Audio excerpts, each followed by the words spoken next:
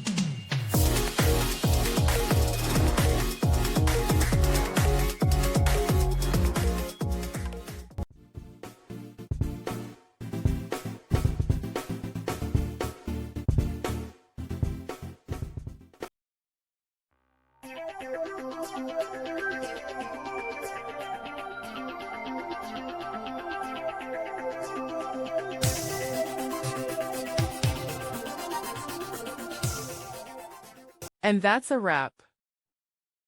I hope you found the answer you were looking for. If you did, take a second to hit that subscribe button. It really helps out. And let me know in the comments which solution worked best for you.